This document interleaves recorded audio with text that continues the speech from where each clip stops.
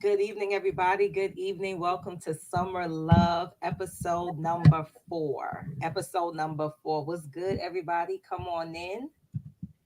Hello, hello, hello. Come on in. I see a few of you guys waiting in the chat. How are you today? Happy Tuesday. Drop in the chat how you're doing. Just drop in the chat how you're doing. How are you? How are you? I can start. But you want to know how your Tuesday's going, I can start. Amen. This Tuesday has been very, very busy, but productive. If I had one word to describe today, mm, it would be positioning. If I had one word to describe today, drop in the chat how you're doing. Try to use one word to describe how today has been for you. My word is positioning. Coach E, what's your word? I was thinking, I don't know. About it. Let's see. Uh, Let me see. Evening, Kia. Evening. Um, I'm trying to think. Okay. Shakia said today was a good day. Oh, come on and bless God. Yes. Let's see. Hey, Yvonne. Good to see you guys. Good to see you guys. Tonight's going to be fun and impactful. And what we're doing is what's one word to describe your day? What's a word to describe your day? Informative. Shakia said informative. Okay. One word to describe the day. Mm. Let's see here. Coach E went through a lot today. My goodness. Um, I'm trying to think like from the morning at 3 a.m. because that's when it had started, you know. Right. I would say it has been impactful. It's a lot going on, but a lot is going on, if you know what I mean. Like some Yeah. stuff is just good, some stuff is just need to be done. So it was a lot of I got some stuff done today. So I would say impactful. Um, God is just gracious and kind. Yeah. So good. Yvonne said blessed. Coach E said impactful. So that's so good. So we definitely wanted to know how you guys are doing, and it's going to be relevant, I think, to what we talk about tonight. So the summer has flown by, guys. Can you believe it? We're at August 20th. August My 20th. God. And Summer Love was just a mini series. It was like a co-pilot, and it was just for the summer, right? So sometimes in the summer we want to go out more. I think when people say in the winter times when people get their boo. Hmm. People want to get booed up in the winter time. I venture to say it's the summertime too. I I venture mean, you get them in the summertime so you could be swiped up and booed up in the winter. in the winter, right? Hey Shaq, how are you, Coach Shaq? So I think the summertime Hey, is a Shaq. little, I think the summertime got some things going on because people outside, they outside. So um, it's been a great journey. And Mhm. technically, this is our fifth time being on because we added a bonus. So we have 4 episodes plus a bonus. So shout out to Pastor Justin, the elder Shaq. Shout out to them because they joined us last week and they added to the conversation. It was all in fun and everything else. But the Lord really, really wants us to be accountable. I was thinking about that today as we were preparing for tonight. I was thinking, hey, Lakia, I was thinking like, Hey. we have a lot of fun while we're on here and we laugh and we joke, but intentionally not miss the moments is important, right? For us to intentionally not miss the wisdom that God is saying and the gems that are being dropped, right? Because it's holding us accountable and it's positioning us, right? And Mhm. so I'm excited about tonight. We talked about a lot of things over the past few weeks, a lot of things, but tonight what we're going to jump into is the before I say I do. Yeah. Before I say I do, right? And so then we'll have an announcement at the end, but we're talking about before I say I do, and we're going to just kind of get into that and see what that looks like. So before I say I do, first of all, are we to conclude that everybody here in the Summer Love Sanctuary wants to be married, That's a good question. right? Do you even desire marriage? Who Or do want to you be married? Drop it in the chat. drop that in the chat? Do you want to be married? Do you want to be? Because I I think have that's met a few people who have been married before and don't desire to be married again. I was like, oh wow, they were dead serious too. Like I walk that walk and talk that talk. I'm okay. but I don't want to do it again, you know. So Mhm. I have an interesting story where everybody's dropping dropping their answers in the chat. Look at Shaq. It don't mean tomorrow. It just means at some point, right? So Shakia desires to be married. All right. So, Yeah. I was married before. I am, I was going to say I'm 24, but you'll catch me. So I am 44, just turned 44 last month. And I got married when I was 28. I got married when I was 28 years old. I had no idea what I was doing. I was used to butterflies and all of these things. And here's my thing. I thought I was pretty mature for my age. I always been right, like an old soul. I've been an old soul. So I thought that I had good rationale as to me being married, the when and how. And I remember something that I told my people was like, what I like about him is that he and me have the ability to talk things through. Mhm. So that was like something that was very important to me because I came from a history and a background of a lot of arguing, yelling, and screaming. And mind you, I'm in my 20s. So it's not like I'm that far removed from it. So I was like, it's going to be very important for me to feel safe and that there not be a lot of bickering and back and forth. So I love the fact that we can talk things through because we used to have a lot of mature conversation. It was a lot of things that I did not consider and I swiped away every red flag, right? I can honestly say that I was one who was so caught up in the wedding and the act of getting married that I bypassed a lot Yeah. of important things. And good evening, guys. Sometimes people don't want to tell the truth on that Mhm. because it'll reveal, but I've learned the hard way that you have to be honest about where you are and about what you're experiencing. And so that you're not going to be able to really be free in or help somebody else, right? If you don't be honest. And the wedding to do is a big deal. I Yeah. had a dream wedding, 22 wedding party, 22 people wedding party. Dream in a beautiful place with all my loved ones and not in love. Mm. Mm. Not in love. Married for 1 year. Wow. For 1 year. I think that that's the thing though. A lot of people are thinking of the actual wedding and not really thinking of the marriage, like what it takes to sustain it, what it takes to live together, what it takes to make decisions together, what it's like, all of those things. Like I think if you had to really put those things in perspective before you walk down the aisle, I don't want to say it should scare you, but it should make you kind of like, all right, hold on. Like, is Right. this a real, like, is this real, right? Because you talking about uprooting yourself, possibly moving. You could be moving to another state. You can, have to change jobs, just to be together, right? Move to another city. What would that look like to you, right? What does it like? It's funny because I have my friends and they be like, oh, I'm gonna name my child this. I'm gonna do this. I'm like, and then what if your husband don't want that? Oh God. Right? Like you never. I said you never consider what your husband will want in this, right? You don't know if you're gonna have the man that would say, "Go ahead, babe, do you? I don't care." You might get the one that's maybe a little more involved than you intend, right? Mhm. You know, Yeah.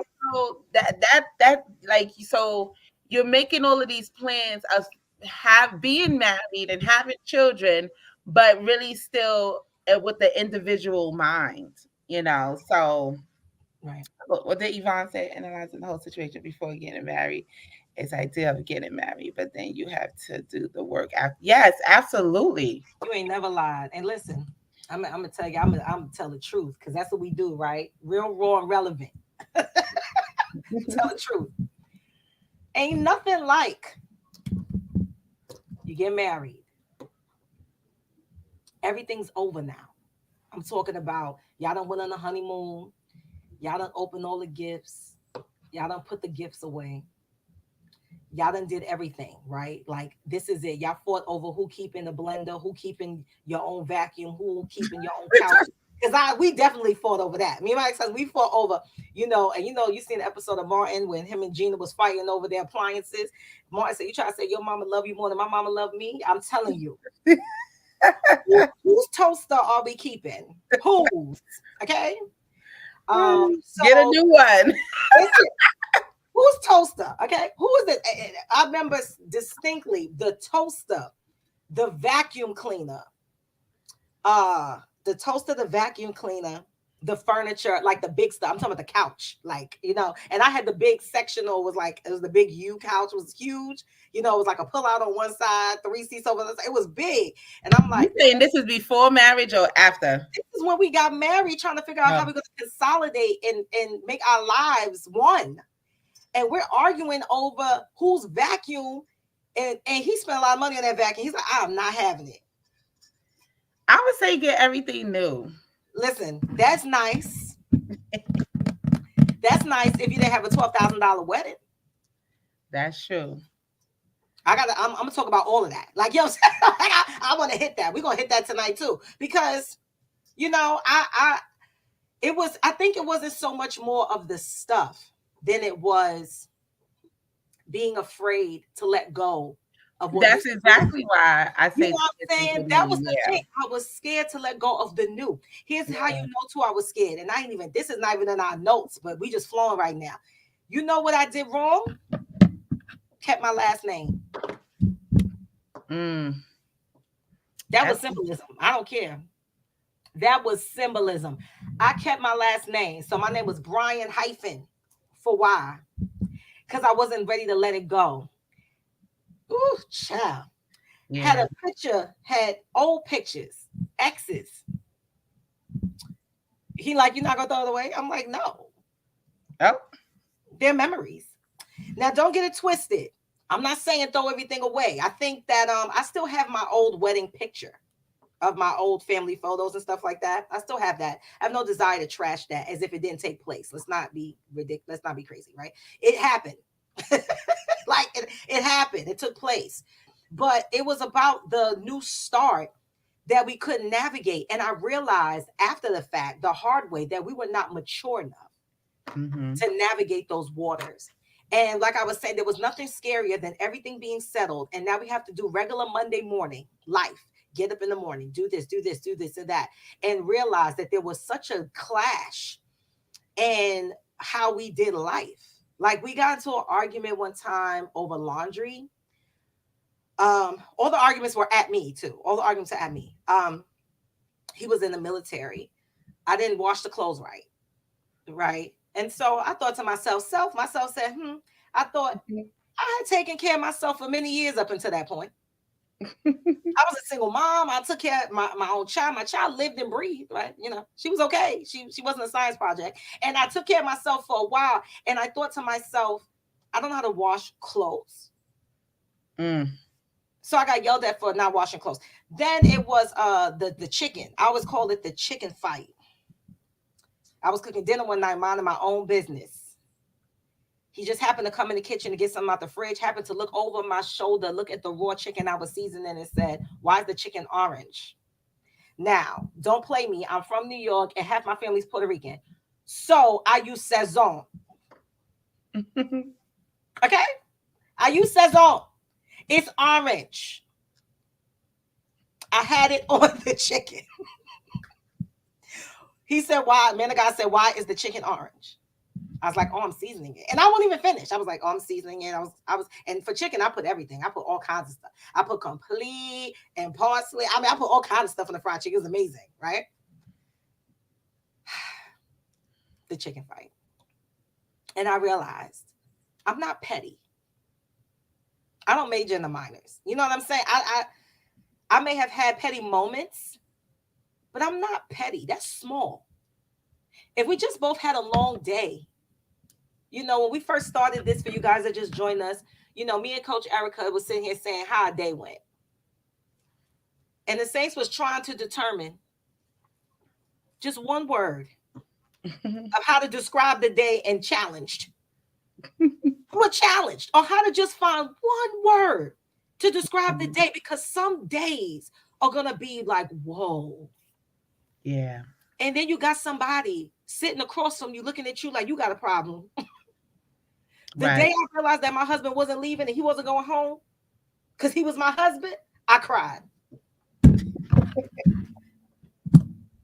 I cried. Go ahead, coach. I can't even, I can't no more. I cried. I think that, and that's the thing, right? Because I'm not sure how he was before, right? And especially somebody from the military who's very particular, right? They do everything in order and precise, and this got to be tucked in. It's funny because it was this guy at my job. He folded his shirt a certain way in the back of his pants, and this girl just got so sick of him coming to work neat that she pulled it out. I thought the he's like, why did you do that? So you could just imagine the temperament. I don't even think he even noticed that he was being so picky, right? Like the person that you're going to select, are they picky? Do they like things a particular way, right? Are you willing to do something in a particular way to please your partner, or is it going to be is it going to be bothersome for you, right? um those things count, right? Because when you're dating and y'all just seeing each other, it's easy to go home, close the door, and be like, he was annoying today, but whatever. He got on my last nerve. But when you closing the door, he inside the other side of the door with you. Yo, you know What are you what? gonna do? Because you know what I thought about? I was just thinking about now. He was serious. And then his jokes were not jokes. Right, You right. understand? Like, he was not funny. Like, I'm very humorous. And I come from a humorous family. Like, we all are ridiculous. My daughter is hilarious. Like, we are funny. My mother is funny. Like, we are funny. And like, you can't, and we don't even be trying. That's the thing. So like, you think everything is serious. So you know how like you try to make a joke, you like ha, and you try to laugh, and somebody looking at you like, No. don't you know there's a war in China right now? Like, yeah, I'm saying like something that's not like what? And that comes to play of temperament, right? How fast do you guys get over stuff? Mm, Right? Because I'm mad right now. Give me 10 minutes, I'm gonna be okay. Versus if I meet somebody, they mad for a week, we right. not gonna work, right? Because I'm not used to, in my household, my mother had this thing, right? She would say what she wanted to say in a moment. Of course, she's my mother, so she want to talk. We talking now, even if I don't want to talk. And she like, we're not going to bed angry. I Mm, said what I said because I asked you to do X, Y, and Z. You did not do it. And da da da. This is why I said what. This is why I'm angry. Whatever. Are we good? Let's hug. Although I was upset, right? I understood her part, even though, as a kid, I'm like, whatever, lady. But at the same time, she taught me to let it go. Let it yeah, go. yeah. Let it go before you close your eyes. And if I wake up in the morning in my house, we will say good morning to everybody every day. It was Mm, every day. mm, You walk past my father and say good morning. He'd be like, "Oh, because I was laying in the bed with you." I'm like, "Mommy, I just saw you 6 hours ago." He no, greet me in my house. Good morning. Good morning. How did you sleep? So I slept well. How did you sleep, Daddy? I slept okay.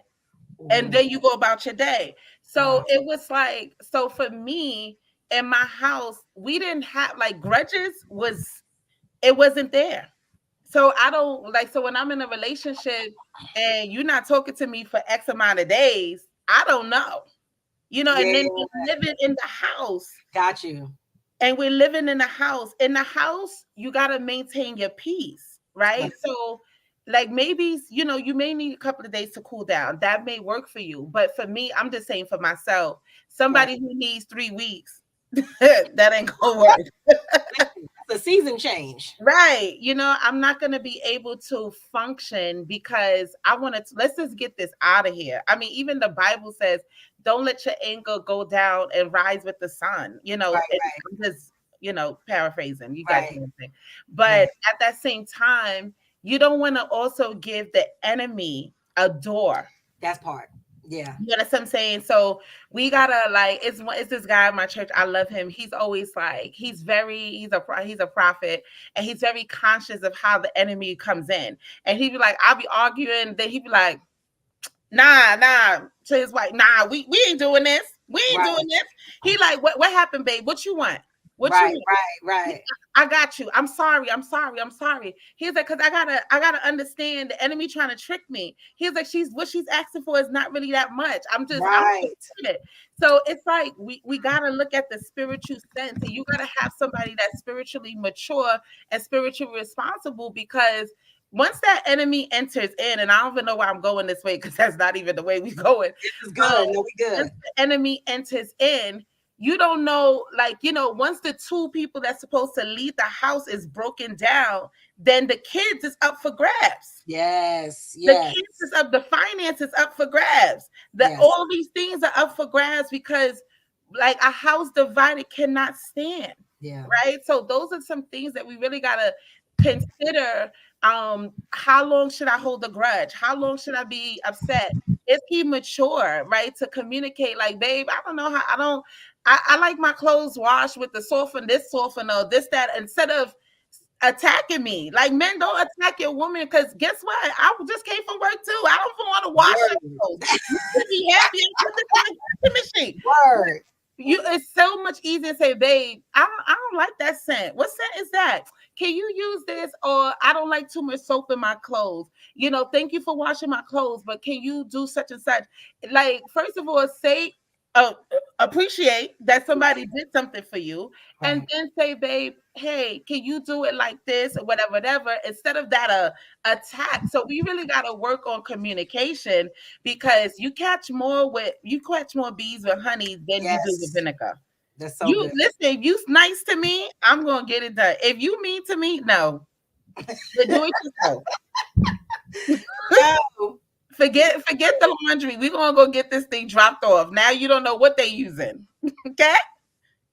So I think in that regards, having being prepared, and that's something that you guys we can talk about. Oh, because I'm single too, I ain't married yet. We could talk about how do we handle conflict, because it's gonna come. right. Okay? How like, do you shut down? These are questions when you now in yeah exclusive, you begin to ask this person, because you don't want to be surprised on an argument, because it is going to come. And then Right. you want to know, how do you navigate this? Like, do you need 10 minutes? Do you need 5 minutes? Do you need a day? So I'm prepared to how to deal with you. And I think that's before the I do, because Yes. you don't want to be in counseling, because them first 2 years is going to be, whew, it's going to be rough, Yeah, that's because gonna you're be trying challenging. to consolidate emotions and this and that. So yeah, because he pissed me off. What you talking about? You don't know how to wash clothes, right? I Yeah. don't, Yes. mama. I got you. I got. It's okay. I think that even what you just said, all of the summary after you just said had to do with emotional intelligence. And so my church last night, we were on a leadership training with our apostle, and he talked about emotional intelligence, and it was really good, really informative. And but it's the ability to self-regulate. It's the ability to know how to manage your emotions in a time when you're feeling pressed. You know what I'm saying? So it has to do with maturity. It does have to do with how you respond. And here's one of the things that's very a big no-no. As you were saying it, I just this thing just jumped in my spirit like a dagger. It's very not okay to be vindictive and vengeful. Yeah, It's very not absolutely. okay to be vindictive and vengeful. Now, Coach E just explained how her upbringing, how her mother did not tolerate that. of the not talking kind of made them hug and say, okay, we're going to put this down. So her ability to be able to do that is not to be able to hold it. She can basically go through something, be like, hey, let's go eat after, you know what I'm saying, and be okay. I was the complete opposite. Complete everything that she said, think of what the opposite was of that, and then that was me. No grudge. Talking, not talking. Smiling, grilling you. Just, I mean, I held grudges so long that I forgot why I was mad. Like, you know, like I was so, and here's the thing. It had to do with me being afraid of being hurt. So the grudges was a part of pride. The grudges was rooted in pride. Pride was the strong man of that. And it was Mhm. me trying to be self-defensive, trying to defend myself when I always did not feel safe. So that was difficult for me. So I can't forgive you, right? Because I didn't have the maturity to know that, first of all, holding a grudge against you was killing me. It was making Right. me sick. It was making me not well. But it's not. It's counterproductive. It's stifling. It's blocking. I have to be vulnerable again. We Mhm. talking about I do. There has to be resilience there. Yeah. Something my daughter used to do, because I used to work a lot, and she was little. You know what kids want to do. Mommy, guess what happened today? So all the friends did. What all the friends do on the weekends. All the friends. About their goldfish, their cat, their dog. What their mother do. All this stuff. When your kids come home from school, and tell you everything that happened. Well, I had some hard days at the bank. I had some hard days dealing with family stuff that, of course, she would have never known, right? So we had to create something, because what happened, I was snapping. Like, I was like, hey, hey, hey, like, give me a minute. Like, I didn't want to talk. So we created something where we created a code word that was just between me and her.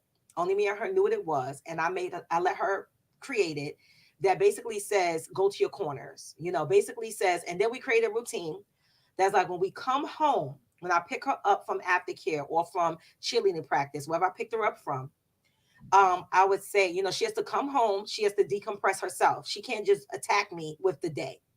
Mm. Now, in the car, we talking, that's fine. But once we get in the house, I like to take my clothes off. I like to, whatever, stretch out. The plan, the routine, she has to go straight to her room, you know, take off her stuff, wash her hands, get her comfortable clothes on, maybe watch a 30-minute cartoon or a 30-minute show. This was our plan. She don't have to go straight to doing homework or anything like that. No, just, chill out for a second. Meanwhile, I'm chilling out. Now I'm checking the messages I missed today. I'm trying to get through the mentally what just happened today. I'm trying to gather myself enough to be able to be there for her. Right. Sometimes I found some of the most toxic ways of life is the consistent ongoing without the break, and in any of our routines.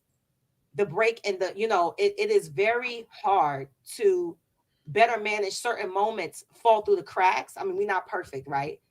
But certain moments will fall to the cracks if we don't have the bandwidth to deal with the thing. Sometimes it's not just us being me. We don't have the capacity at the moment Mhm. or the ability to be able to manage what's happening at that time, because we don't have nothing left. So coming home from work or having a challenging day, having somebody that's respectful of that and understanding of that, because we could put 1,000 plans in place, right? um, if we could put 1,000 plans in place, and the plans that we put in place, we have to do it. You ever, like, it's like writing in your calendar, but not reading the calendar. That's You me. know what I'm saying? You know, it's like, we're not reading the calendar after we wrote it down. So it's important to, be able to know what your limits are so that we can Mhm. communicate, so that we can say this is this and this is that, because my household was not like that. And unforgiveness was a big thing. And I remember dating a few not months ago, years ago. And I remember me and my ex got into an argument. And whereas my upset is shut down, just like Erica was saying, shut down. I don't want to talk. I don't want to talk because I do the opposite of all I've heard with the arguing, the yelling, the Mm. fighting. I don't want that. I can't handle that too tough. So I'm like, I just completely shut down and I don't talk at all. I kind of close up. So I'm conscious of that part of me. Um, and then I don't want to talk too because I used to be timid. I used to be afraid to talk. Then when I wasn't afraid to talk, I was still kind of afraid to talk because it wasn't because of timidity. It was because my tongue is sharp and out and not emotionally sound. Anything could come out. Right. So I have to watch my mouth, you know. But it's important to be aware. Not this, and I guess I had a question for you, E, too, about this. But I'm gonna ask Coach E this question. But I'm saying to say I did not grow up like that. So I said to say, what if we have different backgrounds that says, something completely different? I'm redeemed in Christ. When that situation happened with my ex, some years ago, I hugged him. Whereas before that wouldn't have happened. You know what I'm saying? That just wouldn't happen. I literally hugged him and we hugged until contention died, until there was no more anger, even cried. Both of us cried. But then at least after that, there was at least sobriety because the emotion came out, the crying, all of it came out. So it was like it had to be fleshed out first in order for that to be, I'm also older. So my temperament is Right. different, because I think that plays a part. It's age is not necessarily a thing until your emotional ability to handle things is a thing. And then we talk about your experience level too, because how experienced you are with being able to manage or handle exactly what's going on. So emotional intelligence is a thing. And I want to just share these components of emotional intelligence while Coach East had to step away for a second. The components of emotional intelligence is self-awareness, self-regulation, motivation, empathy, and social skills.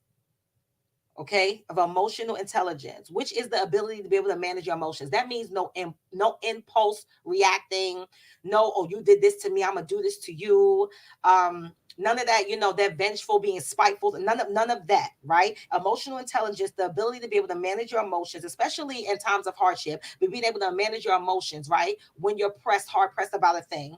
The five components of that is self-awareness, self regulation, motivation, empathy, and social skills. You have to be able to communicate effectively. And Yeah. here's my thing, right? Like, to be able to say, because my family was not more of that way, we didn't talk a lot when it comes to stuff like that.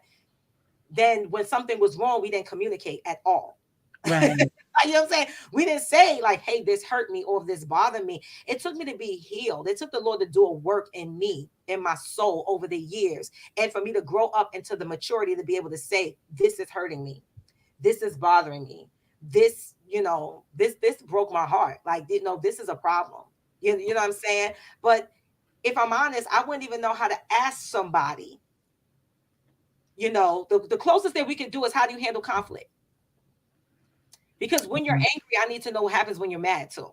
Yeah. You're mad and you Absolutely.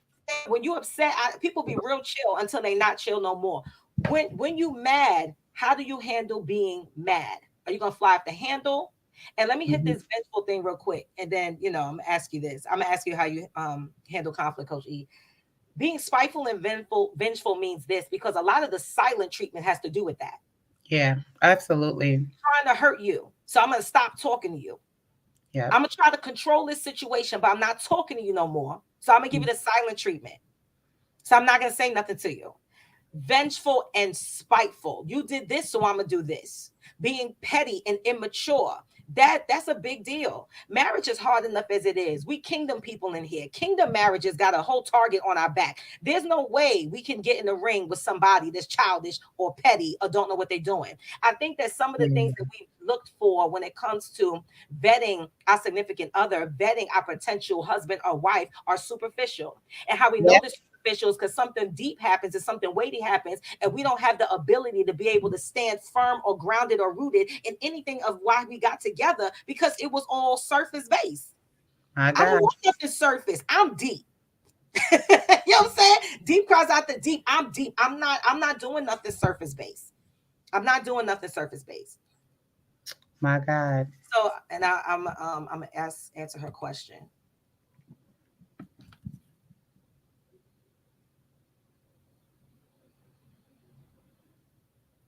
Mm-hmm. I think that I don't think there's anything wrong, right, with what Coach E said about taking a moment. Mm-hmm.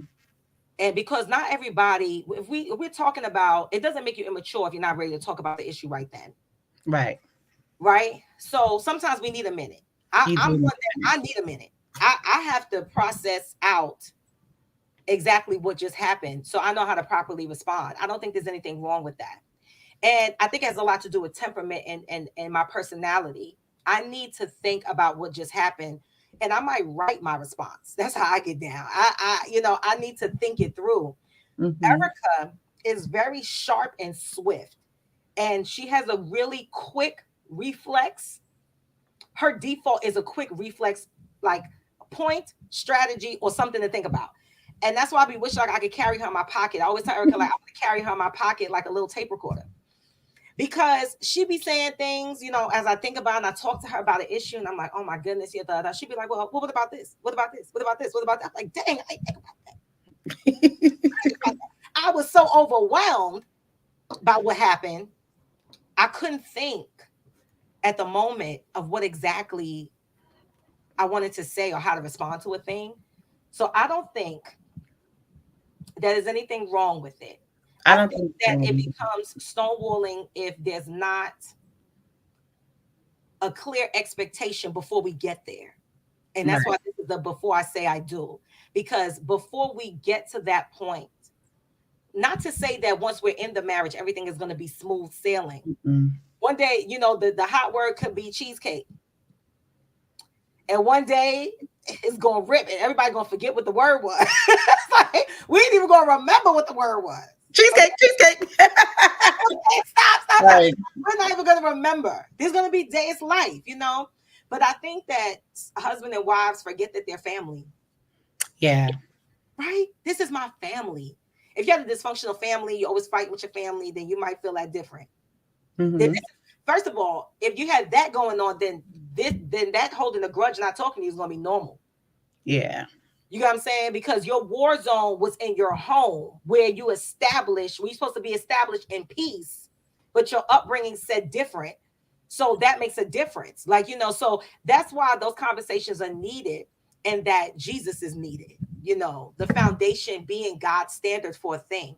The fruit of the spirit in itself, what we talked about, I think 2 episodes ago, the fruit of the spirit itself is how we vet people that we trust, that we love, that we go into relationship with. You're not kind, you mean. You're not gentle, you hard. All of those things matter when we're talking about, attaching our soul to somebody else.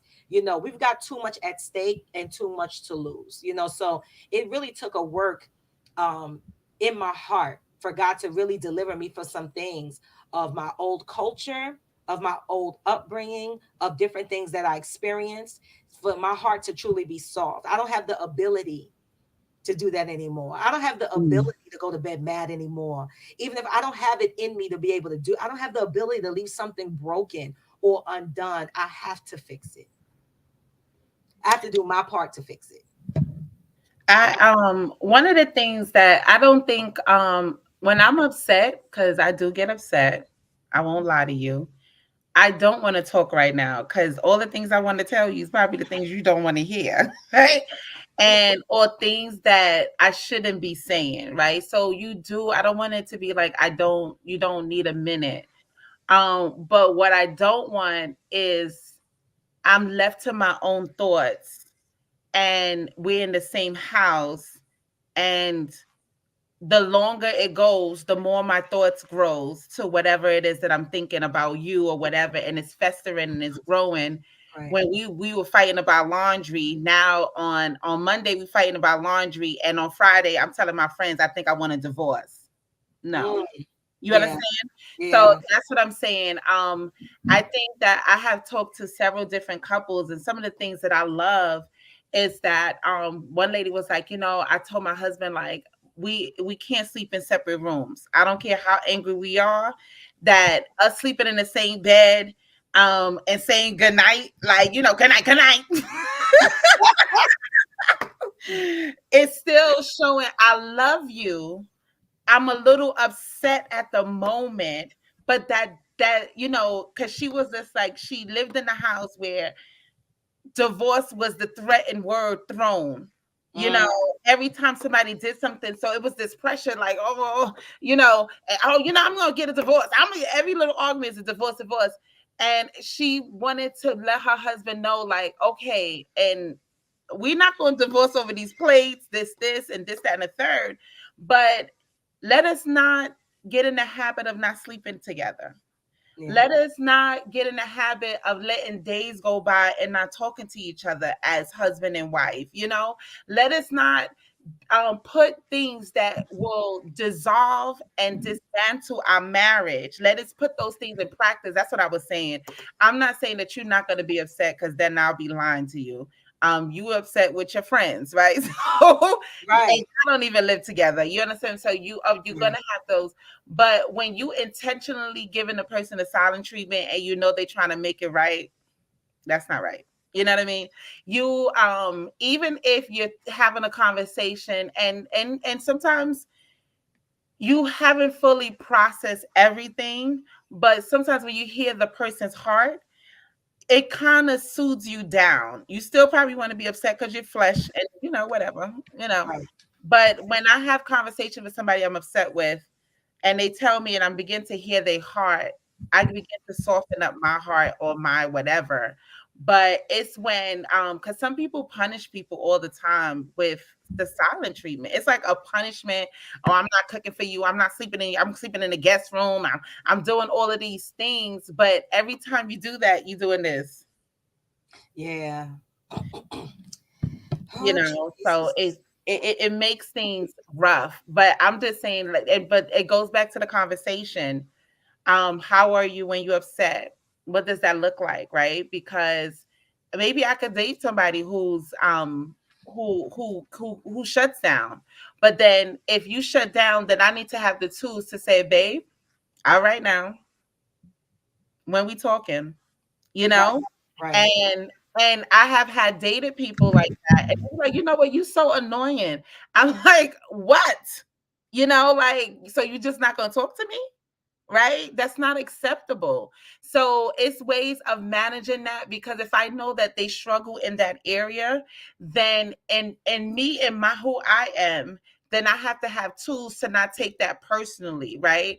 And understand that, they used to the silent treatment, they used to everybody not saying nothing to them or whatever have you, and going on like that. But we're not doing that in our relationship. We're not yelling, we're not screaming, whatever, to make the relationship, good. So I think these conversations, as you get exclusive, is very vital to the heartbeat of the marriage. What do we do? Some of the questions that I like to ask, like, how are we going to raise our children if we decide to have them?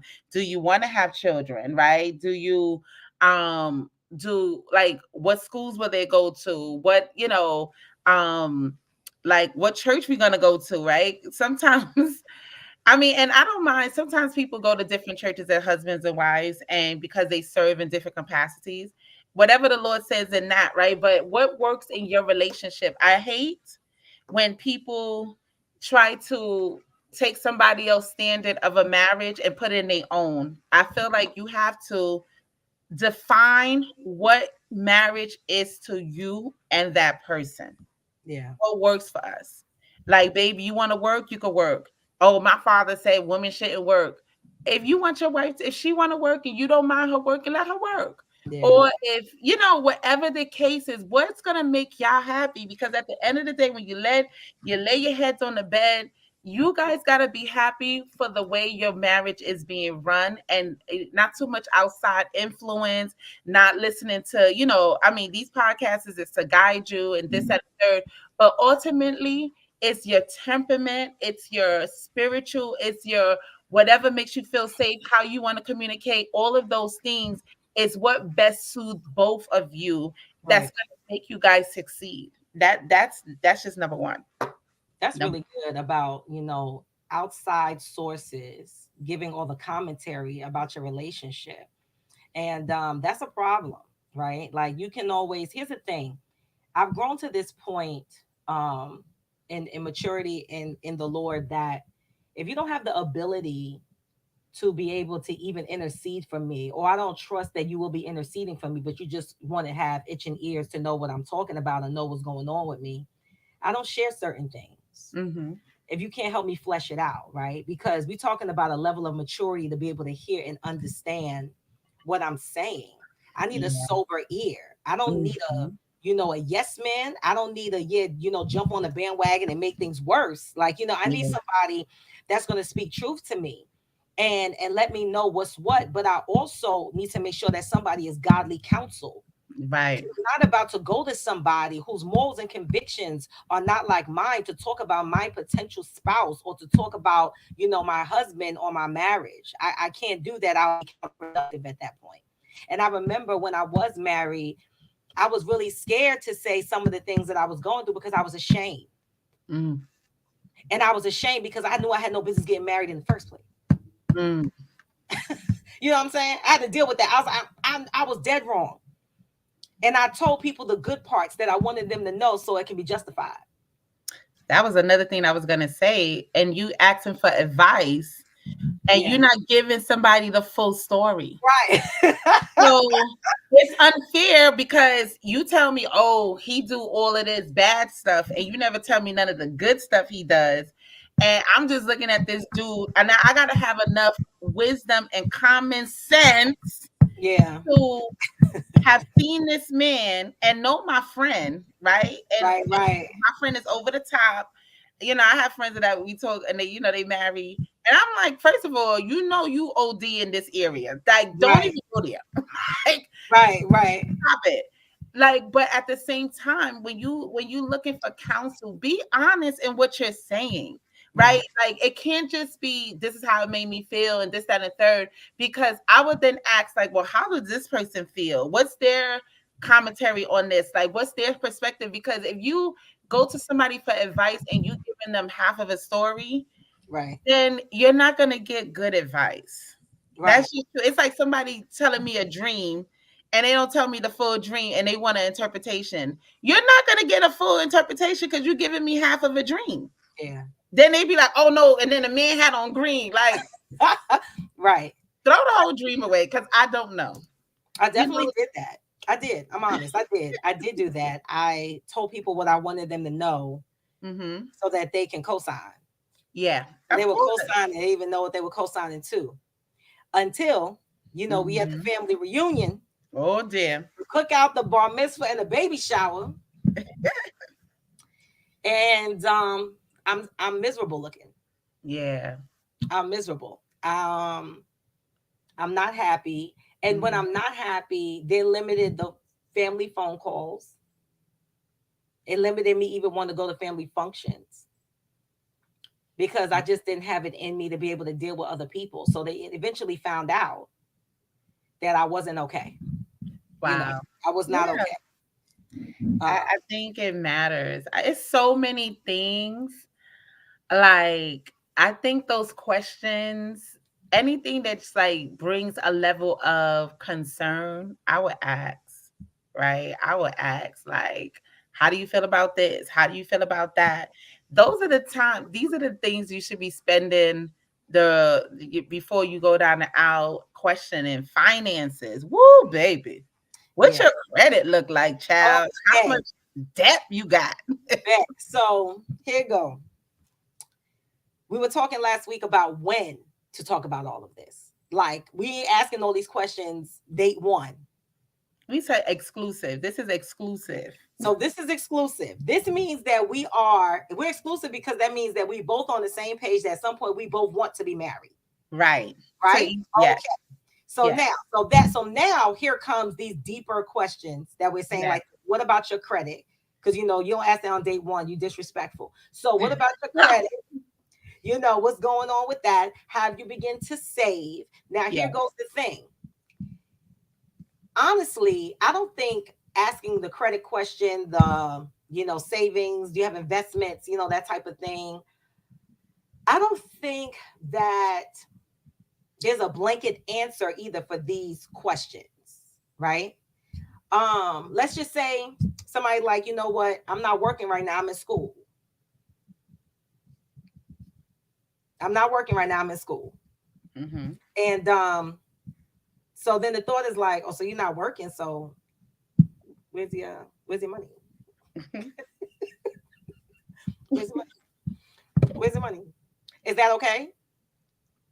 You know? It depends because just because the person not working, that don't mean that they don't have money. Because I have known Correct. people who was in school and they probably had more than me and 10 other people savings account in their account. And they can afford not to work, right? Because that's what they saved up to do. So again, you got to ask more in-depth questions, right? Right. Because I know people right now who ain't working, but they also living good. Me too. They this I don't have to work. I don't need a check. I'm living off my investments. I'm doing this, I'm doing that. So it really depends on the person.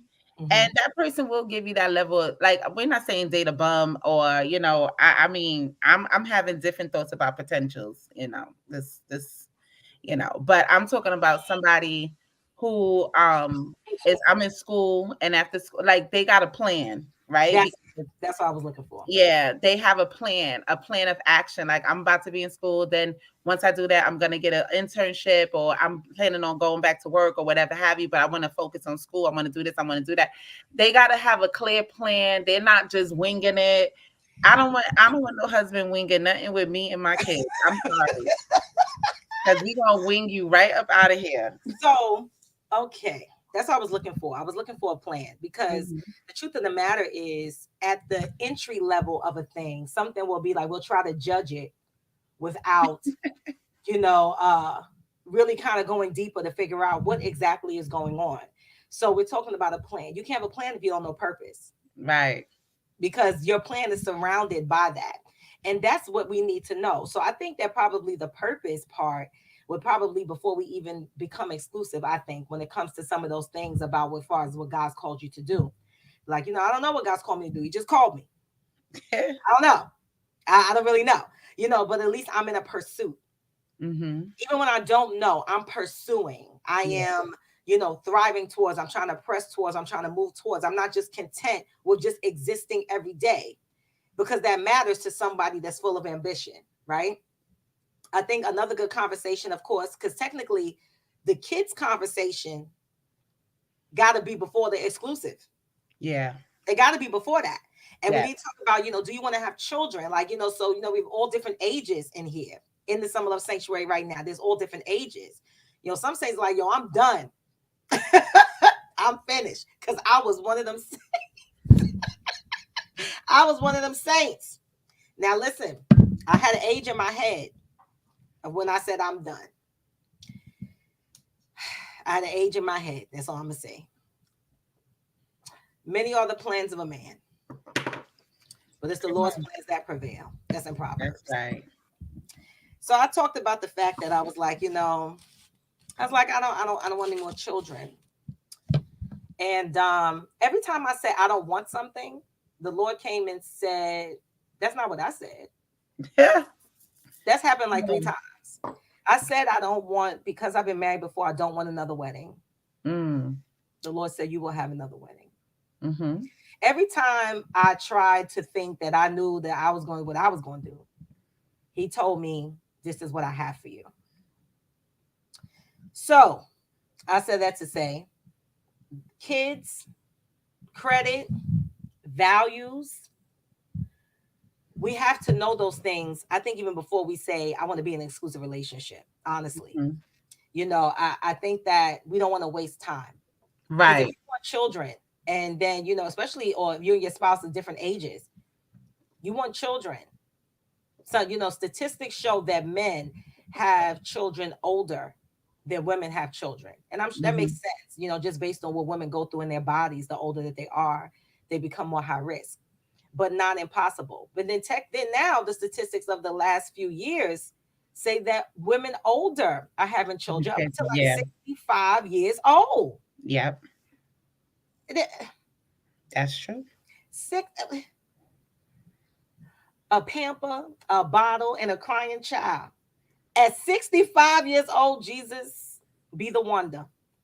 So, you know, I think that at this point we've grown to know to see that there is no cap on what God wants to do. That Exactly. there needs to be the birthing of these children in the earth to do whatever God wants to do in the earth, you Yes, know, I and agree. just to be open to whatever He says. But knowing somebody's value system and their morals about what Hmm. they have convictions about, I think that's a very big deal. I think that the convictions conversation is before and after because the convictions come in getting to know.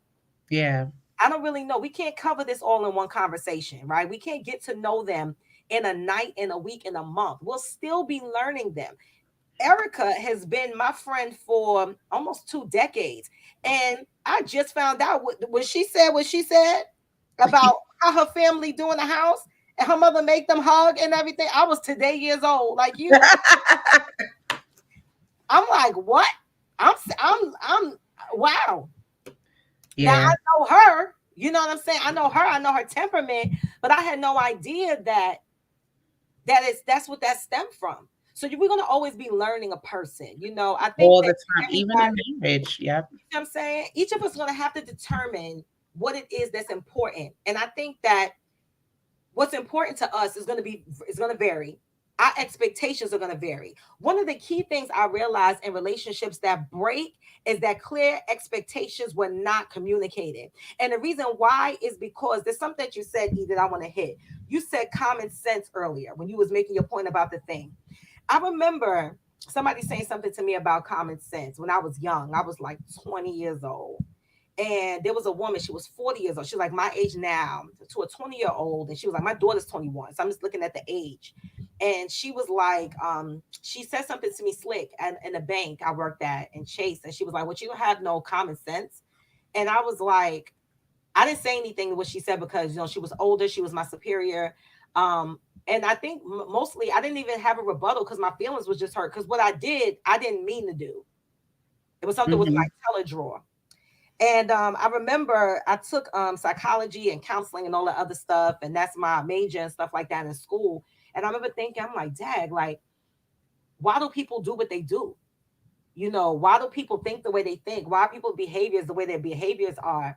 And I started really researching the root of a thing. But that's why I'm also so compassionate of other people's woes. Hmm. It's because I understand it came from something. When we look at somebody that's a grizzly bear today, or that's mean or not nice or whatever else, they weren't 3 years old like that. No. They turn to that. We don't know what happened to make them what they are. And that don't mean that we justify or tolerate foolishness. But that does mean that we try to at least understand.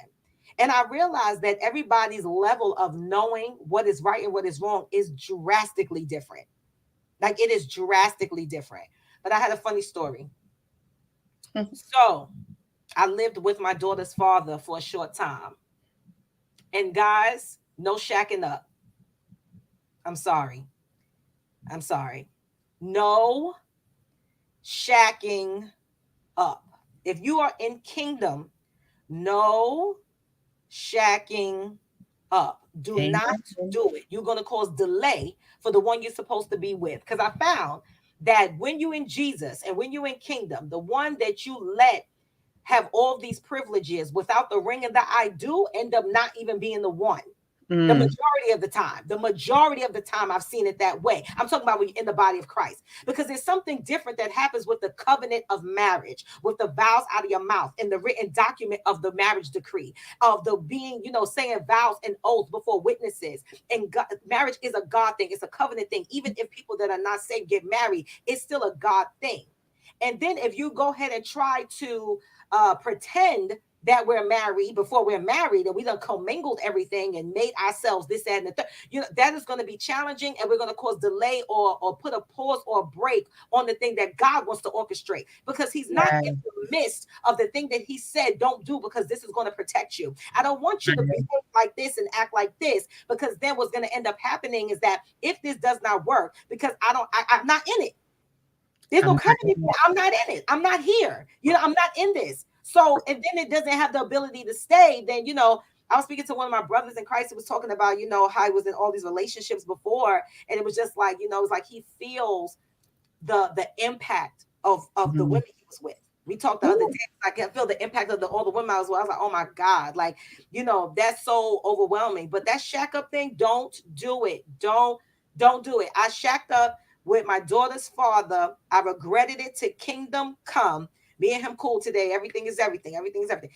But I regretted it to kingdom come. That's not what we should have done. I confess my sins. I won't even in Jesus. I confess my I confess my sins. God, I am sorry. If you get me out of this, I will never do this again. I Right. will never do this again. So he's fun, laughs a lot, and jovial. My daughter's father. He's very lighthearted, right? And but I was the mean one. I was mean and lashing at the mouth and all that. I was also, guys, give me some grace. I was 21 years old. Okay, give me some grace. So yeah, go through all that.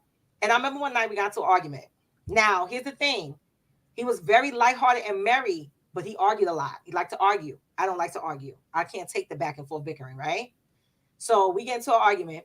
I try to defend my little self. I'm like, oh, forget you. I'm going to bed, right? I go and say, I'm not sleeping in here. So I did what you said. I'm not sleeping in. I'm not sleeping in here. I'm going to the living room. He said, Key, please don't do that. This is him telling me this. Like, this is, Key, please don't do that. Because he had a standard of his family, of what he watched with his parents. Mhm. Please don't do that. You know what my childish self did? I go in the room. I put the pillows on the opposite side of the bed. So I put the pillows where the foot of the bed goes so I can lay upside down. So I'd have to lay next to him. I definitely did that. I definitely did that. And I remember him being so upset. He was so calm though. He was like, please. He's like, I want you to sleep. I want you to sleep right. And if it's that bad, I'll go in the living room. You know what I'm saying? But please don't do this. Don't. I mean, he just was so, but I look back at it now. I didn't know how to appreciate that or even what to do with that. I didn't know what to do with that. I was young. And so, but I remember him having that standard that's like, no, this is not what we're gonna do. And we're not, and from that moment on, it continued that way. As far as like, these are the standards of the relationship. We're not doing this. We definitely not yelling in front of kids. Mhm. Don't play like, yeah, we not, don't, we're not yelling in front of her. We're not going to have all these harsh disagreements in front of her. We're not doing that. But a lot of that has to do with communication. So here goes the next thing, as far as maturity is concerned, right? And have developed enough skills socially and or emotionally and mentally to be able to have healthy communication without yelling, without arguing, and really listen, right? Because you can hear and listen as two different things. But really listen to what people are saying. Sometimes when you're only hearing for a rebuttal. Right.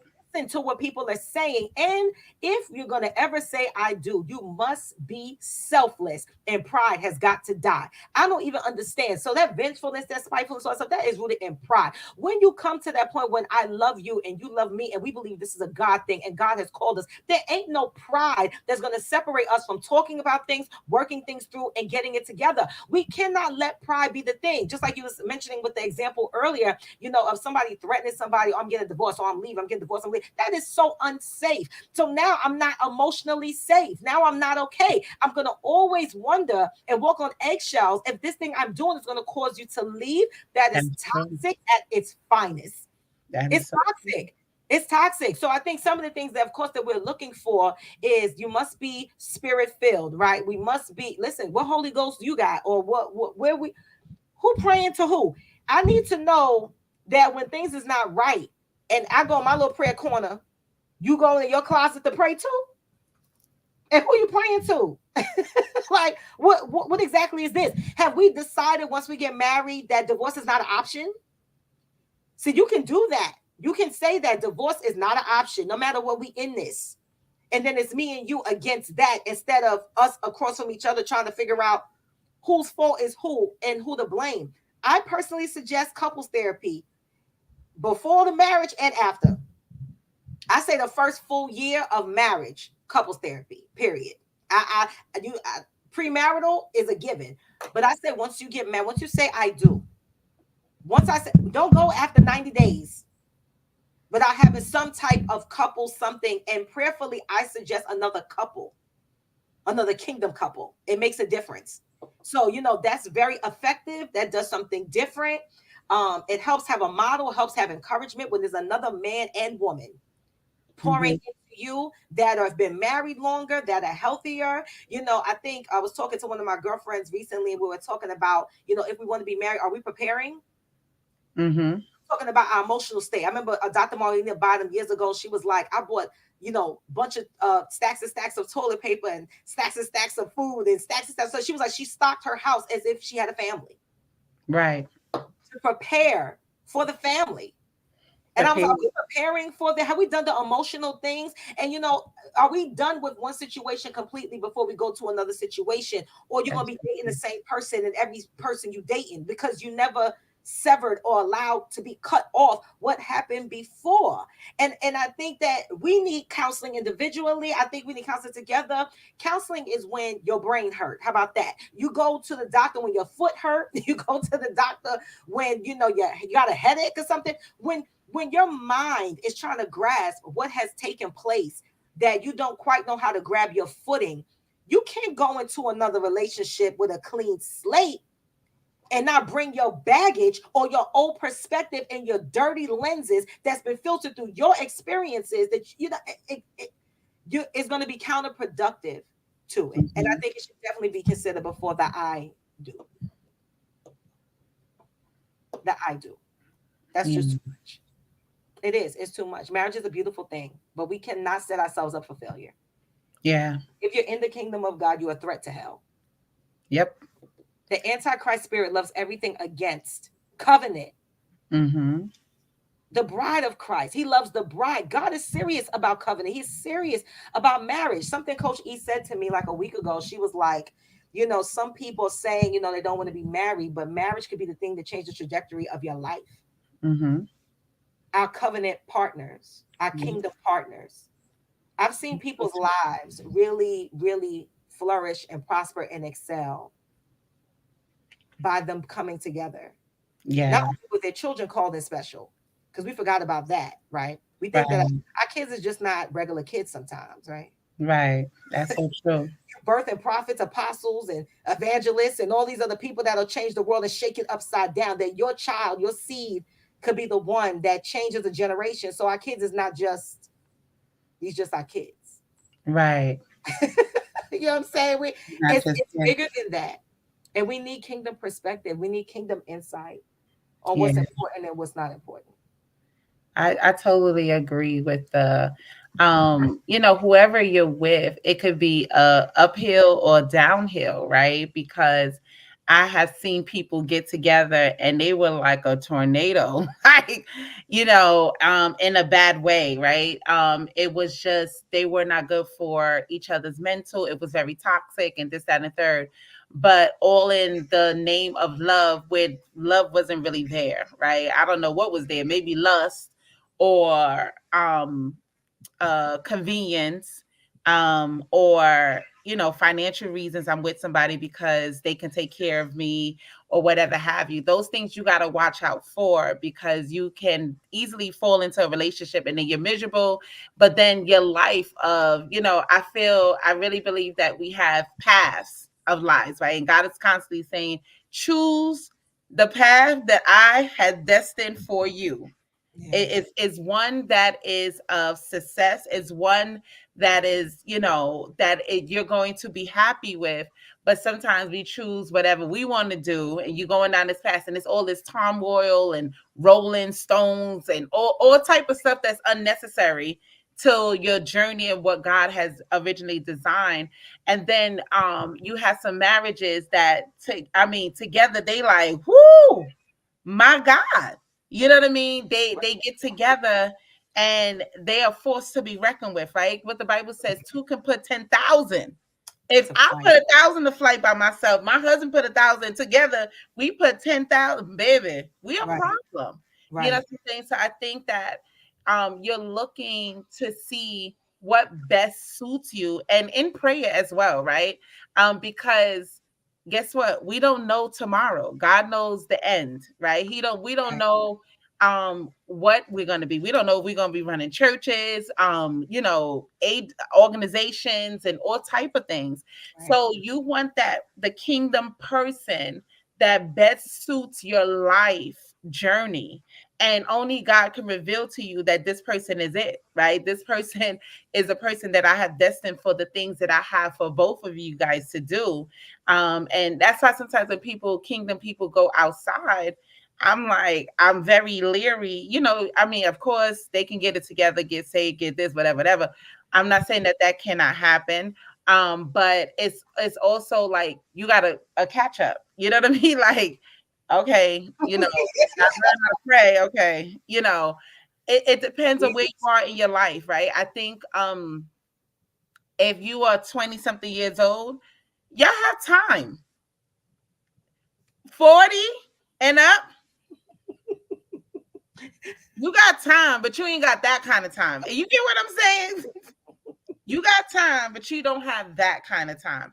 So I think that's so important, of being very conscious and like dating, but not getting so googly eye, and because we do like, oh my God, he's so cute, she's so beautiful, but dating with your questions on the table, dating with my life and my purpose and destiny in mind, dating with legacy in mind, right?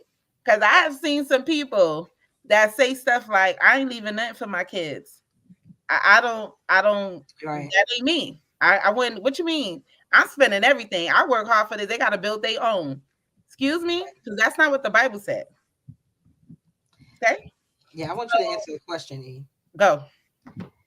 First of all, while you was talking, I heard be healed enough to not bypass the flags. Mm, Be healed enough to not bypass the that's flags. good. That's what I heard in the spirit just now. Now, I want you to answer this question. When it comes to, because you kind of touched, I thought you were going to press into that a little bit more about prayer, Mm, the ability, being with someone, either or, both men and women, that have the ability to cover. Because that's been a thing now that's being said when it comes to relationships. Do you have the ability to cover me? mm-hmm. Both husband and wife. Do you have the ability to cover me? What give language to that? What exactly do you think that that means when it talks to when we're trying to think about somebody significant? We're talking about that, you know, um, you're talking about ministers, right? We're talking Mm-hmm. about just you a daughter of God, a son of God, right? So that's at its finest, that's at its lowest level, a son, the daughter of Mm-hmm. God. And then the more responsibilities you have, the bigger the target, the bigger the weight. I think that what you need is someone that understands prayer, right? You got people who say they pray every day, but don't really understand the realms of prayer, right? Someone who is a intercessor, who, I mean, they don't got to be an apostle or a prophet or whatever. An intercessor who knows how to really understand the effects, the nature of prayer, the praying from a level of understanding, right? Because it don't even got to be so crazy, right? Like shit, listen, right? It's just enough that he understands that my voice, I said, cover my wife, be covered as she goes up, or a woman that says, God, cover my husband, cover my children, and this, that, and the third, or even to the point where they see things going on, right? And immediately, like, we're not doing that, right? Like, nope, shut it down. Because it's more than just laying on your knees, but also being able to peer into the realm of the spirit to see what's operating, peer in to have discernment, to say, okay, no, this ain't no argument about laundry. What's really going on? Right? This is now the kids is acting up. What's really going on? What has entered in this place. So it's that level of when you talk about covering, and as you're going to be the head of the household, you got to be able to be spiritually, advanced in some type of way where you have discernment, where you're, like, just like I said, the young man at my church, he knew it was the enemy, Right. right? It wasn't the thing. So in that aspect, he was able to cover his wife because I can't let this do this.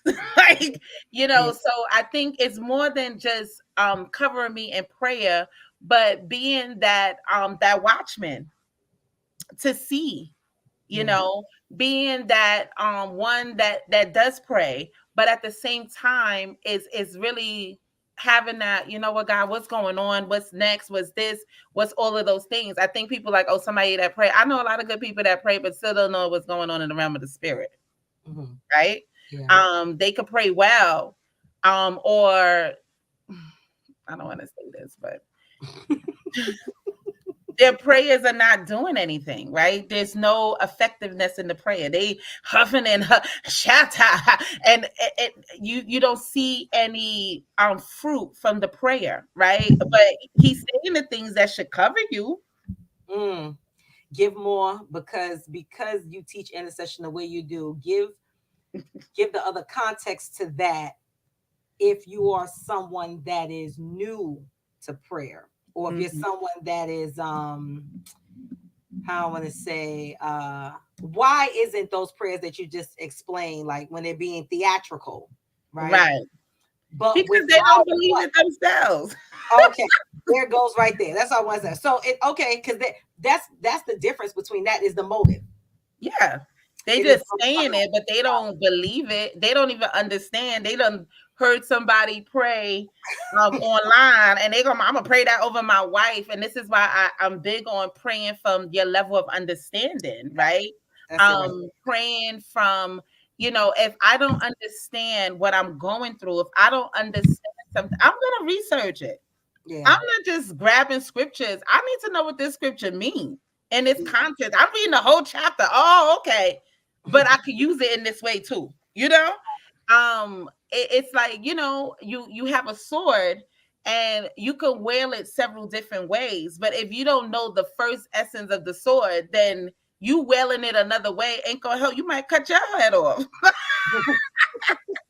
And this somebody said this. I don't remember who said this, but this thing had me rolling.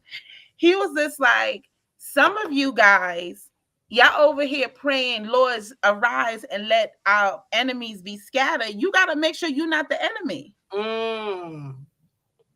You got to make so you over here talking about covering your wife or your husband and let the enemies, and you literally could be the enemy of your husband or your spouse. So you praying against your own self. This is what I'm saying. Praying with understanding, understanding the word, studying, Yeah. and really being able to peer into the spirit, because then you'll be at a disadvantage. You Yeah. won't be able to cover the person you love. You won't be able to cover your family, even your children, Right. right? It's many times my mom would have a dream and I'd be like, oh Lord, she be done see everything, you know? So you want that level of, like, even to see things to come, like finances and all types of stuff. So that's when I think about covering. Is not just really just saying stuff in prayer, but having a true understanding to be able to bear the weight of the things that go on a day to day. That's good, to be able to bear the weight of the things that happen day to day. Guys, so what's good? Where are you? Where are you? Where are you? So drop it in the chat. Mhm. Any questions or things that you think of? What is your greatest challenge that you think that you would have to confront with saying I do? What is your greatest challenge that you think you would have to confront when saying I do? What do you think? I think for myself, um, I honestly I don't know at this point what my greatest challenge is. Mhm. Um, Before I would have said, um, I would have said fear of rejection. Mm. Fear of rejection. Um, I would have said that before. And what I am assured of is that the story line that I thought when it came to marriage, that God changed the narrative. So I'm not I don't feel that anymore that I used to feel regarding that. Um I am locked into purpose. So at this point, I look forward to what that's going to be. You know, I look forward to the covenant. I look forward to the union. Mm-hmm. I walk it out in diligence. I walk it out with accountability. And I'm looking forward to what the union and covenant is going to be because I know we're going to build together. So that I'm those things that I'm sure of. And how do you guys feel in the chat? How do you guys feel about the significance of praying for your spouse before you even know who your spouse is, right? I've been praying once the Lord told me that I was going to be married. I've been praying for my husband without knowing necessarily the who. I've Mm. been praying for him, I've been praying for him. And I've been praying that God keeps him. I've been praying that God ministers to his heart. I've been praying that he holds himself, that he asks God for wisdom, that he's being an intercessor that's being developed in the dark. Mm. I pray for him. I pray that he is someone that um, his heart is soft, that he don't feel like he got nothing to prove, that he's a man, that he's not a boy trying to be a man. Because I was like, we always say the scripture, when a man finds a wife, he finds a Mm-hmm. good thing. That always indicates to the women, like, hey, you must be wife material and or positioned as a wife when he finds you, right? Not when a man Mm. finds a girlfriend or a man finds whatever. No, when a man finds a wife, that he has a good thing. But it also says when a man, not a boy, but a man. So Right. that means that he's established to a certain degree as well. That means there's a certain level of maturity in him to be able to navigate Absolutely. certain things. When a man finds a wife, because those things matter. Some of those basic things of understanding of the opposite sex are needed as well, right? I think that some of the basic things are necessary. When I took I went to be a marriage family therapist. I had my degree in psychology and Christian counseling. I thought that my next step, my master's, was going to be marriage family therapy. I was going to be an MFT. I was going to help marriages and relationships and families because I really was really big on family. And things went a little different, right? As far as that part was concerned, of me doing that. And I decided like I wanted to go another way and do coaching. But I took these certifications for marriage. I have a marriage coaching certification. I have a marriage counseling certification. It says that or what we're taught, men want respect when women want love. Right. Absolutely. Right now, not to say that the woman doesn't get respected or the man doesn't get loved, but they were just talking about um Mm-hmm. the primary things that's desired and or what's most important or priority or some of another. This is statistics. This is a book. Don't for the saints, that's just hear out. Um, so men wanting respect, women wanting love. I remember hearing that back then, and I thought, I remember seeing the book in my house growing up that men are for Mars, women are for Venus. And then I remember seeing another book that was like all the things that men know about women, and the book was blank. You ever seen that? It's an actual published book with all blank pages. It's a there's nothing in it. And I remember going through this in my adulthood, in my 30s at the time. I remember thinking, we really are for real different species. Mm-hmm. Six Absolutely. brothers. You see what I'm saying? I have six brothers. I have a lot of male cousins, a lot of uncles. I listen very well to the conversations because I'm the girl cousin that hang with the fellas, right? So I would listen to what they say and everything else, and I'm like, we really are different. I mean, we're different species, and I think the problem is that the expectation that we are the same. Right. We're You see not. what I'm saying? We're not. And we're not supposed to be. God gave us two distinct roles as a man and as a woman. We have distinct roles. We're not supposed to be the same. We have different things that we focus on. We're wired completely different, right? Everything about us is supposed to be different, but are we mature enough to be married to somebody to appreciate the difference? Are we mature enough and mentally developed enough to be able to see what we can't see, or try to understand what we don't understand, and not cast it away to be like, oh, that's just a man. Right. That's Absolutely. that I despise it, because it's like you cannot. The truth of the matter is, the male and the female need each other. That's absolutely true. We need each other. So there is no, oh, that's just a man. Like he's just like it's something so feeble. And for the fellas to be like, that's just a woman. That she just is. I've heard some very unnerved, um, disturbing postures and positions of men and women on the opposite sex that have disturbed me. Mhm. You know what I'm saying? But they kingdom people. That's why it's disturbing me. Mhm. Because when you're in the world, I don't expect you to have an understanding of how God see. I don't expect that, because you need a certain level. I think we forgot, I once was blind but now I see. That we really had like cataracts spiritually without Jesus. That we only see the way we see is by his grace and his mercy. That now we have open eyes to see and to understand. But asking God for understanding and praying for understanding and praying to be able to honor, because you can't have what you don't honor. That's why we can't talk about the opposite sex like the way we've been taught. Like we can't do that, because you're not eligible to have what you dishonor.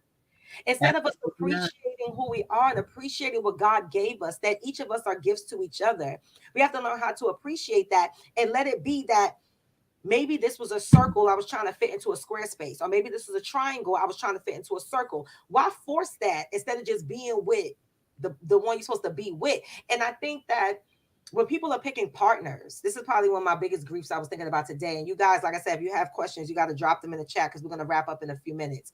I one of the things that grieves me is that when I hear surface based, surface level, superficial ways or superficial things to vet your significant other, that hurts my Yeah. whole heart, because I'm like, this is why it's irreconcilable differences on year 13, or excuse me, on month 13. This is why, if we can even make it to 2 and 3 years, right? Because the vetting of this is not as thorough as it should Mhm. be, right? Yes, we've talked for the past 5 weeks, or how many weeks we've been talking all summer, and we've thrown out a lot of information. But guys, in the end, what it stems up to, it stems down to you praying and asking God what is his intentions, his will, his purpose and plan for you.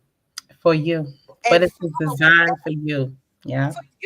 for you, not by we can just like this is another resource of information. But at the end of the day, we're giving experiences, we're giving examples, we're saying our convictions, we're saying what's right and Mhm. what's wrong. But at the end, you got to live in your house with whoever you got to live with. You got to have your own convictions, your own moral standard. You got to be able to get to God when you need to get to God on your own, and feel confident that he's here, because you didn't make a mistake and partner with somebody you ain't supposed to be with, My God. and you travailing and they over there looking at you.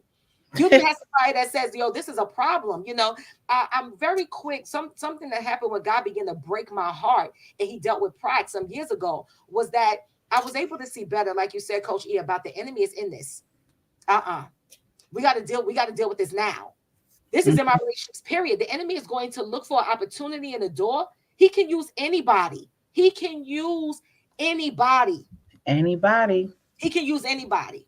And then when it happens, it's like, how quick do you recover? How quick do you grab this? Like, when you begin, I realized when I wasn't able to hold grudges anymore, unforgiveness, any of those things, like I said, God broke my heart for his heart. When that happened, I remember trying to hold a grudge. I remember like getting mad, like it was tested. This was tested. I'm not just saying, oh, the Lord saved me and I ain't got no proof. I got evidence. Somebody at my church upset me and made me mad. I was already going through hardship and trial. I thought I was going to curse her out so bad that I was going to curse her backwards. And like her head was going to spin around. That's how bad I wanted to just blow up on her. And she was dead wrong. I mean, like, she was really, really wrong. God didn't allow me to open my mouth and say a thing to her. So then I'm like, fine, I'm just not going to say nothing to her. I'm not messing with her no more. Then he said, I want you to go to her and I want you to apologize. I said, Mm. excuse me? I want you to apologize because it's going to diffuse it and it's going to open the door for reconciliation. Mhm. And that's what happened. I went and did that. She wasn't sorry. I was. And she was a leader like I was a leader in the church. You know what she said? She said, "Oh, wow, I'm glad that you said something because she said, I'm glad that you apologized because I was thinking, wow, she's a leader. How's she going to act like that?"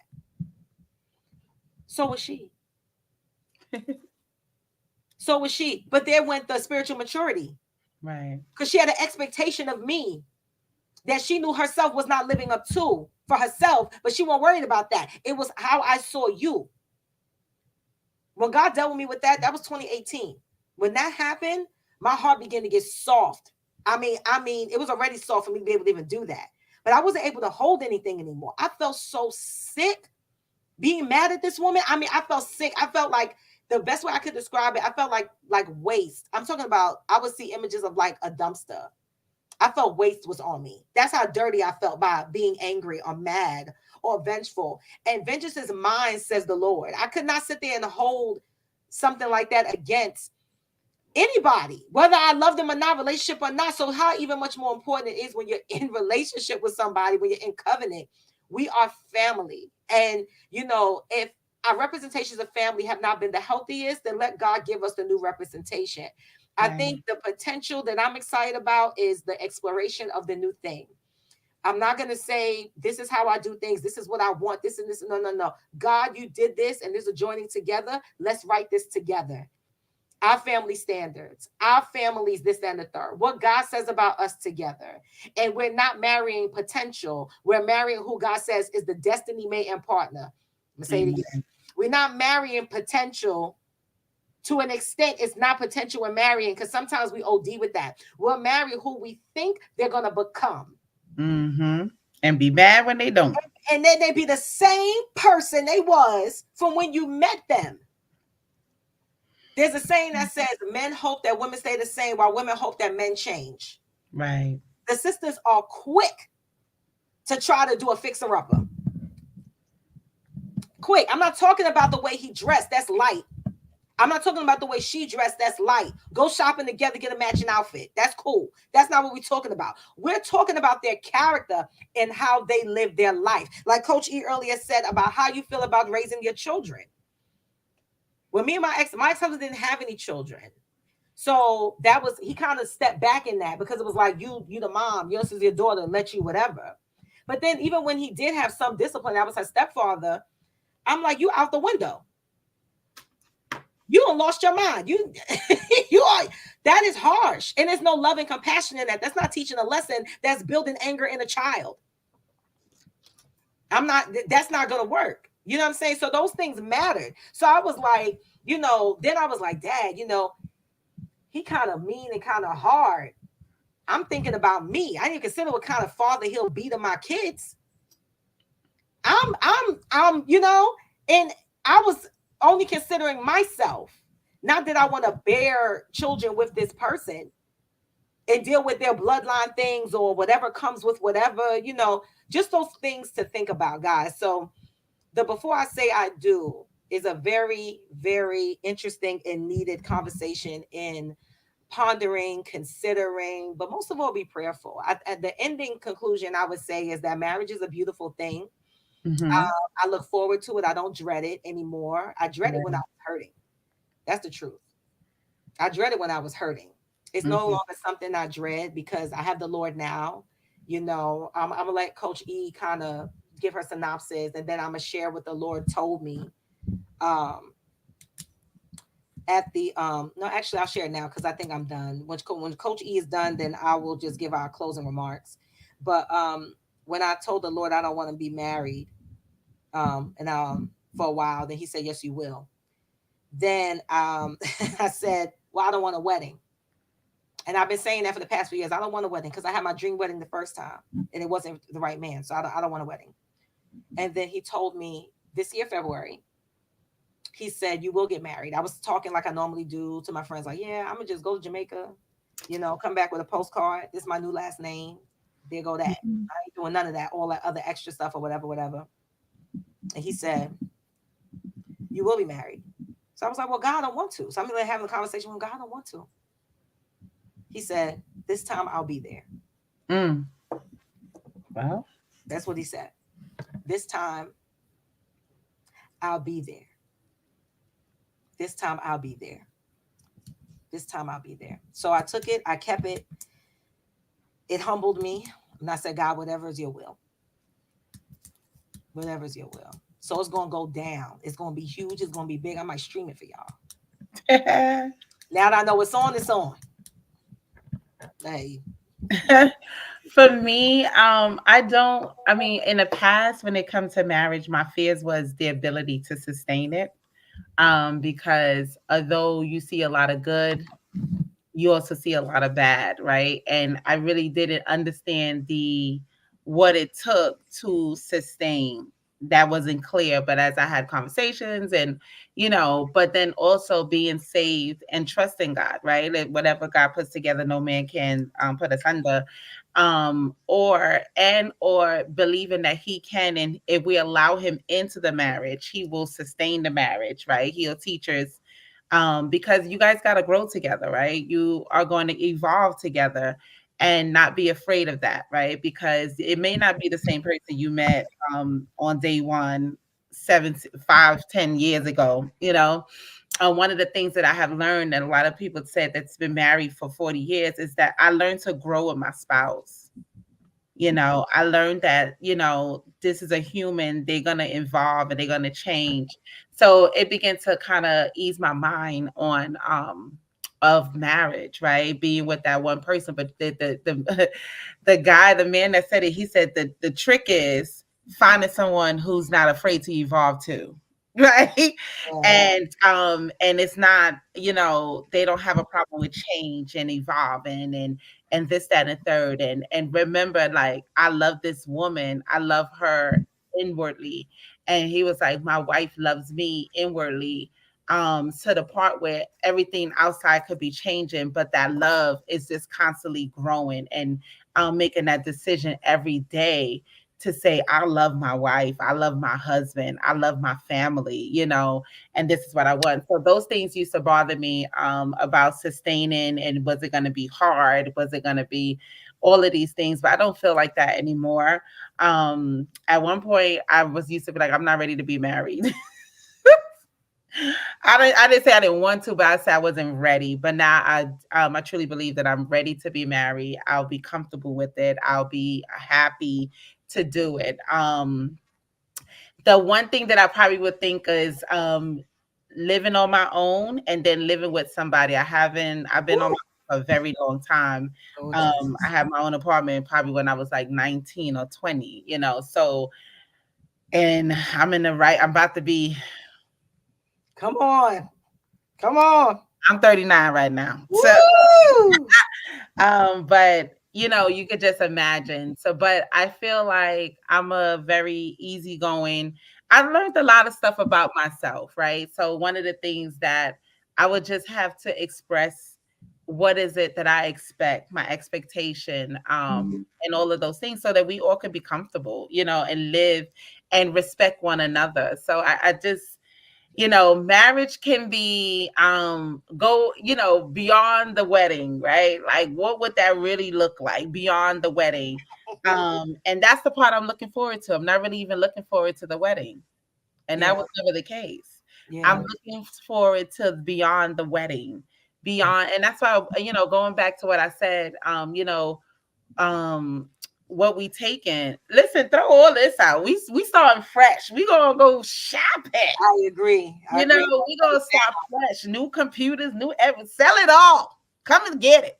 Because I don't want I don't know, I mean, we say, but who I'm was not on getting this rid of my couch? Who computer. was this? And who was that? And everything had to I'm be not getting rid of my computer. sis, the computer gonna go in about 5 years. Like, we get everything new. I think that brings the new excitement to everything. There's nothing to, like, because guess what? If you bring something of yours in that house, you're gonna be like, my couch. Unbeknownst to you, it's my couch. Oh, I mean our couch. But you get that thing. Don't sit on my couch like My that, couch. right? So I would Awesome. just say get everything, I mean, for me, I would start off fresh. Let's get everything. I mean, depending on your financial status, whatever, then maybe you could say what and what y'all could bring. But I feel like fresh start, fresh start. Some people already have big homes. You might have to move into their home or whatever have you, whatever Right. you have to decide. But I say let's buy a new home together, right? But maybe that ain't in a budget. You gotta be realistic as well, right? We'll buy a new home in 3 years or whatever have you. But I think like you said, all of these things have to be communicated, expressed. Because some people some like I want somebody that the stuff that I care about, they probably like, all right, whatever. Like, like you. But we can't be harboring about the same and then the stuff they care about, okay, whatever. That will work for me, you Yeah. know? It won't be no fight or whatever. But I think marriage is exciting. I think when you know yourself, you know what you bring to the table, you understand who you are, you understand your temperament. Some people could be lovey-dovey, some people are not. Yeah. Some people are not touchy-feely.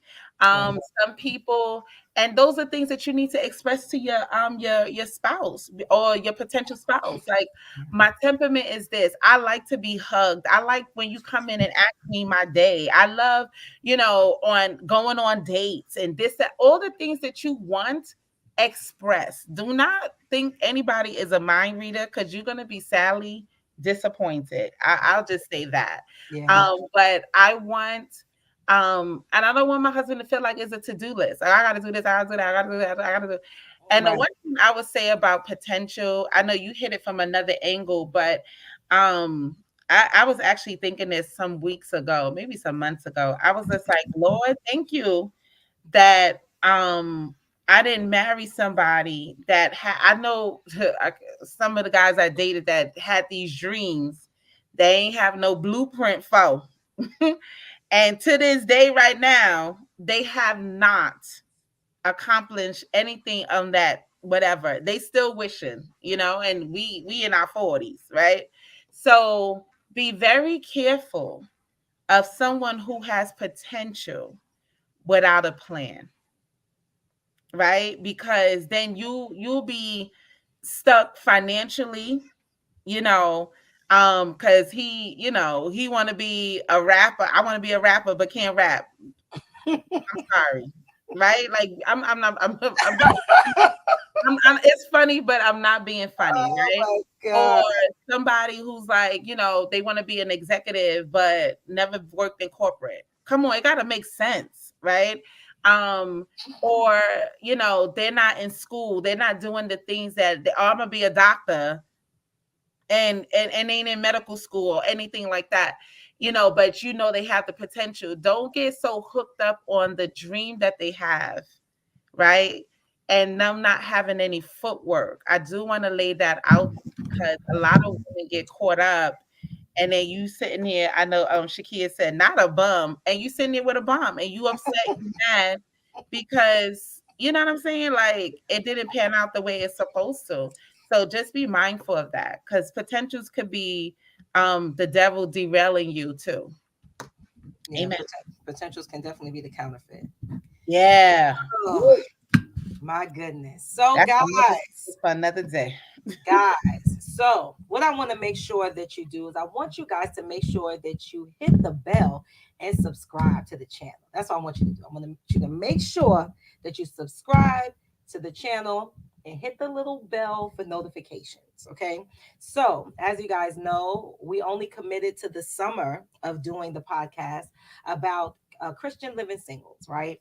And so, after our conversations, our talks, our deliberations, and from several of you reaching out to us, we decided to continue the conversation past the summer. So, that's a great thing. So, I'm excited about that. Me and Coach E talked about it, and we're going to continue the conversation past the summer. So, that looks like something different, right? So, I guess Summer Love will come back, 2025? But we're going to continue the conversation and our next show will be Tuesday, 7 p.m., September the 10th. September the 10th. And at that time, we'll go ahead and send out all the new information, everything else. It'll still be right here, but we're kind of changing some perspective and adding to it and everything else. But we will still be talking about Christian living singles in conjunction with some other things. Here's some of the things that I definitely want to hit on next time, and so you guys can remember. So next time when I say, guys, hey, what are some of the things we're supposed to talk about? There's some of the things I want to talk about that we didn't get to. I want to talk about how much money to spend on the wedding. Mm. I want to talk about how much money you spend on the wedding. How much money you got? Oh my God. I want to talk about how much money to spend on the wedding. Okay. I want to talk about beyond the wedding. Mm. Are you ready to live with someone? Oh, Jesus. I need prayer on that right there. Are you ready to live with someone? Okay. We'll talk about that. And Coach E, I want to do a movie commentary. I want to do a movie commentary on Act Like a Lady, Think Like a Man. Oh Lord Jesus, help us, Don't Lord. think about the movie itself. Think about the concepts of each relationship. That's going to be very, very entertaining. Very entertaining. Because you know why? You know what I thought about when you said that? I thought about what his name is. Taraji and Michael Ealy. Mm-hmm. He had potential. He had potential. And but what did he say? He said, I didn't have a prospectus or a business plan. I did it for you. But look what he said. Because for the first time in my life, you inspired me to do what I never thought I could do. So a lot happened in between there. But that's okay in my mind, that particular couple. I was like, oh, we should do a commentary. We're going to do Mm. love commentaries. Well, we should do a commentary on acrimony as well, but I'll leave that alone for now. So we can do we're gonna do a movie commentary. That's gonna be very entertaining. And we'll let you know, of course, ahead of time when we're gonna do it. But please subscribe so that you know any updates and everything else that we'll do until then. I think that was it. What I wanted to do real quick was shout out the birthday girl. So by the time we have the next show, Coach E would have had a birthday. So her birthday is coming up. Oh God. Her birthday is coming up. Okay. So Coach E's birthday is coming up, and it is when, Coach E?